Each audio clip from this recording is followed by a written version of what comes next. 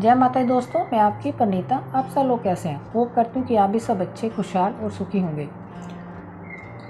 आप सबको नवरात्र की बहुत बहुत शुभकामनाएं। जैसे कि हमारे हिंदुओं का जो पर्व है कि नया साल हमारे लिए अब शुरू हुआ है, तो आप सबको इसके लिए बहुत बहुत शुभकामनाएं, बहुत बहुत मुबारक हो। तो जैसे कि कहते हैं कि अब जैसे नवरात्र शुरू हो रहे हैं माता रानी के, तो हमें नवरात्र में कौन कौन से ऐसे उपाय करने चाहिए, जो कौन कौन सा माता का स्तोत्र करना चाहिए जिससे माँ हमारे घर में माँ का आगमन हो और माँ हम पे प्रसन्न हो। तो मैं तो खैर जो सिंपल सा जो मैं करती हूँ वही मैं सिंपल सा ही आपके साथ शेयर करती हूँ, क्योंकि लाइफ का एक्सपीरियंस है, वही मैं शेयर करती हूँ। तो ज़्यादा इस चक्रों में नहीं पड़ती मैं सिंपल जो जगाती हूँ, जैसे माता रानी का डेली स्तोत्र पढ़ती हूँ, माँ से प्रे करती हूँ। सबसे बड़ी बात कि आपको माँ को अपने आप को समर्पण करना है, उनके शरणागति होना है कि माँ आप ही हमारे माता और पिता हो, हम आपके बच्चे हैं, हम कामी हैं, हम क्रोधी हैं, हम लोभी हैं, हम अधर्मी हैं, पर है हम जैसे भी हैं पर आपके हैं। माँ हमें स्वीकार कीजिए, माँ हमें स्वीकार कीजिए, हम आपकी चरण शरण में हैं। तो माँ आपकी कहते हैं ना कि अगर हम भगवान को अपने आप को समर्पण करते हैं तो भगवान भी हमारी अवश्य सुनते हैं, जो भी आपकी मनोवांछित कामना है वो अवश्य पूर्ण करती है माँ। तो उसके बाद आप जैसे कि घी की जोत जला के आप अपना जो भी आपकी मनोकामना है वो आप लिख के माता रानी के आगे रख सकते हो। और जो भी जैसे कहते हैं ना कि एक चुनरी लेके आप नई चुनरी लो, अच्छे से उस पर माँ शब्द लिख के जैसे स्केच पेन से लिख के माता रानी को मंदिर में जाके ओढ़ दो, या आप घर पे भी अगर माता रानी की आपके पास है तो आप ओढ़ सकते हो। उसके बाद माँ को श्रृंगार का सामान जो भी है माता को अर्पण कीजिए, और फिर शाम को चुनरी उठा के आप खुद ओढ़ के डेली उसका पाठ करो। आप माता रानी का जो भी आप स्तोत्र पढ़ते हो डेली उसको पढ़ो 9 दिन तक। फिर आपकी जो भी मनोकामना होगी अवश्य पूर्ण होगी, चाहे शादी के प्रति हो, चाहे व्यापार के, चाहे नौकरी के, कोई भी आपकी इच्छा हो वो माँ अवश्य पूर्ण करती है, पर करो श्रद्धा विश्वास से।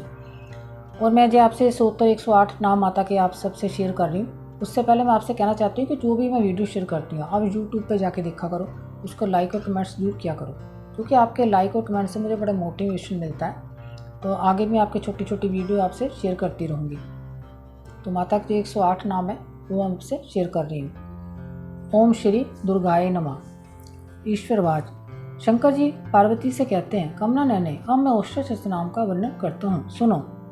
जिसके पश्चात पाठ जा श्रवण माता से परम साध्वी भगवती दुर्गा प्रसन्न हो जाती है। ओम सती साध्वी बबीता भगवान शिव पर पृथ्वी रखने वाली, भवानी व मोचनी संसार बंधन से मुक्त करने वाली, आर्या दुर्गा जाया आगा तन्यता शूरदानी पिनाकदानी चित्रा चंट घंटा प्रचंड स्वर से घंटानाद करने वाली, महातप्पा भारी तपस्या करने वाली, मन मनन शक्ति, बुद्धि वो शक्ति, अहंकारा हंता का आश्रय, चित्रूपा चिता चिति चेतना, सर मंत्र में सत्ता, सत्स्वरूपा सत्यानंद स्वरूपनी, अनंता जिनके स्वरूप का कहीं अंत नहीं, भवानी सबको उत्पन्न करने वाली, भाव्या भावना ध्यान करने योग्या, भाव्या कल्याण रूपा, अभव्या जिससे बढ़कर भव्य कहीं है नहीं, सदागति शाम्भी शिव प्रिया देव माता, चिंता रतन प्रिया, सर्वविद्या दक्ष कन्या, दक्ष यज्ञ विनाशिनी, अर्पणा तपस्या के समय पत्तों के बिना खाने वाली, अनेक वर्णा अनेक रंगों वाली, पाटला लाल रंग वाली, पाटलावती गुलाब के फूल जो लाल फूल धारण करने वाली, पिताम्बर परिधाना रेशमी वस्त्र पहनने वाली, कलम मंजीर रजनी मधु ध्वनि करने वाले मंजीर को धारण करके प्रसन्न रहने वाली, अमेया विक्रिमा असीम पराक्रम वाली, गुरुड़ा द्वितीय प्रतिष्ठो सुंदरी सुर सुंदरी, बन दुर्गा मतंगी मदंग मुनि पूजिता, ब्रह्मी महेश्वरी इंद्री कुमारी वैष्णव चामुंडा विराही लक्ष्मी, पुरुषाकृति बिमला उत्कर्षणी ज्ञाना क्रिया नित्या बुद्धिदा, बहुला प्रेमा सर्वहान वाना शुम शुम हन्नी मैसासुर मदनी, मधुकंठ घंटिनी चांदमुनि विनाशिनी, सर्वसुर विनाशा सर्वदानव गातनी, सर्वशस्त्र में सत्या, सर्वस्त्र हस्त्रदानी नेका शस्त्रदानी, कुमारी एक कन्या किशोरी जुक्ति जति, आप रोड़ा विधमाता बलप्रदा महोदरी मुक्त केशी, गौरूपा महावना अग्निज्वाला रुद्रमुखी काररत्नी, तपस्विनी नारायणी ब्रदकाली विष्णु माया जलोदरी शिवदूती, कराली अनंता परमेश्वरी कात्यायनी स्वित्री प्रत्यक्षा ब्रह्मानी, देव पार्वती। जो पति दुर्गा जी के इस ओष्ठ नाम का पाठ करता है उसके तीनों लोकों में कुछ भी असाध्य नहीं है।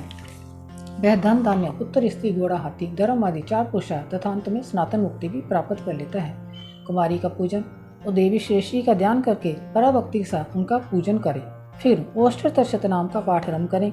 देवी जो ऐसा करता है उसे सब श्रेष्ठ देवताओं से भी सिद्धि प्राप्त होती है, राजा उसके दास हो जाते हैं, वह राज्य लक्ष्मी को प्राप्त कर लेता है। गोराचीन लाक्षा, कुमकुम, सिंदूर, कपूर, घी, चीनी और मधु, इन वस्तुओं को एकत्र करके इनसे विधिपूर्वक जंतर लिखकर जो विधिक पुरुष सदा जंतर को दान करता है वह शिव के कल्याण वो शुभ हो जाता है। गोमती अमावस्या की आधी रात में जब चंद्रमा शतमेषा नक्षत्र पर हो उस समय सोत को लिखकर जो इसका पाठ करता है वह संपत्तिशाली होता है। तो माता रानी के जो 108 नाम है, अगर आप जैसे 9 दिन लगातार इसका डेली आप पाठ करते हो, जो भी आपकी मनोवांछित कामनाएं हैं, जो भी आप चाहते हो वो आपकी अवश्य पूर्ण होगी। पर करो श्रद्धा विश्वास से, माँ के शरणागति हो गई कि माँ हम तेरे हैं, हम जैसे भी जो भी आप करा रहे हो आप ही करा रहे हो, हम कुछ नहीं करने वाले, हम कुछ नहीं कर सकते, हम शून्य हैं, हमें कुछ भी नहीं आता। अगर आप सोचो कि अगर भगवान हमसे पूजा कराते हैं, जब हम कोई भी स्तोत्र पढ़ते हैं तो भगवान अगर चाहेंगे तभी हम कर पाएंगे। उनकी दया के, उनकी कृपा के बिना हम कुछ नहीं कर सकते। तो उनसे डेली प्रार्थना करो कि माँ हमें सही रास्ता दिखाओ, क्यों हम भटके हुए हैं, हमें कुछ सही राह नहीं दिख रही, तो हमें कुछ नज़र नहीं आ रहा आगे, तो आप ही हमें सही राह दिखाने वाली हो। तो माँ अवश्य आपकी अवश्य जो भी आपकी मनोकामना अवश्य पूर्ण करेगी, पर श्रद्धा और विश्वास रखो। तो ये छोटा सा 108 नाम है। आगे मैं जैसे नेक्स्ट वीडियो में दुर्गा कवच को भी डालूंगी, क्योंकि वो भी हमें डेली पढ़ना चाहिए। ये तो चलो नवरात्रे हैं, अगर नवरात्रे नाम भी हों तब भी आप इसको 12 महीने 108 नाम और दुर्गा कवच डेली पढ़ो। और सिद्ध कुंजिका स्तोत्र वो तो मैंने आपको पहले भी डाला हुआ है, तो इसको आप डेली पाठ करो, 9 दिन लगातार तो करो इसका। तो फिर देखो आपका घर में कैसी खुशहाली आती है, खुशियाँ आती हैं आपके घर में।